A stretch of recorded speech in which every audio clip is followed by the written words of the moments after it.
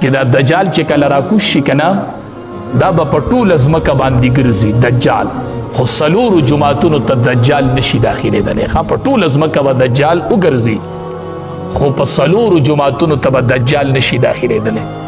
یو د مدینې منورې مسجد نبوي چې ورته وایي، یو مونځ چې پکې په 50,000 دی، او یو د مکې مکرمې مسجد حرام چې ورته وایي چې یو مونځ پکې په 1,00,000 دی، یو هغې ته دجال نشي داخلېدلی. یو مسجد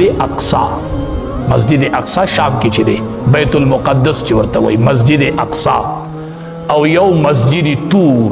دا څلور جماعتونه چې دي دې ته دا دجال منحوس پلید چې دی هغه دې څلورو جماعتونو ته نشي داخلېدلی، او نور به دې په ټوله ځمکه کې دا دجال ګرځي او خلق به ګمراه کوي.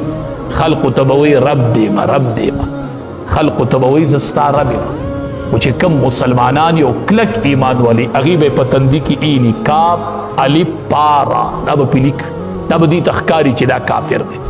او داسې دا کمزوري ممزوري چې ده نو دا به پکې ټول ورسره ګمراه شي، ټول به ګمراه شي.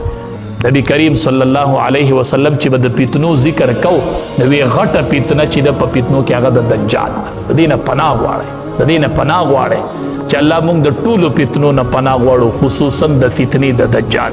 ډېر مسلمانان به پکې ګمراه شي او د دنیا نه به بې ایمانه تیر شي. سبحان الذي پاک دې هغه ذات اسرا بعبده چې بوی وستو خپل بنده لیلا من المسجد الحرام، شپه پشپه د مسجد حرام نه بو وستو الى المسجد الاقصى، مسجد اقصا ته بیت المقدس ته بو وست. نو دا سفر په بوراق شوی دی.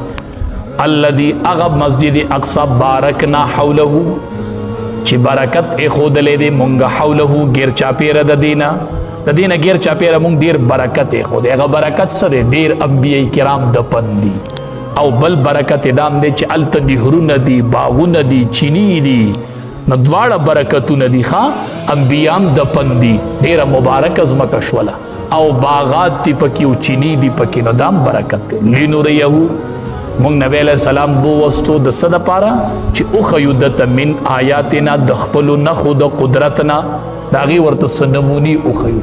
لکه دا څومره لویه نمونه ده، په یوه شپه کې دا دومره لوی سفر کول.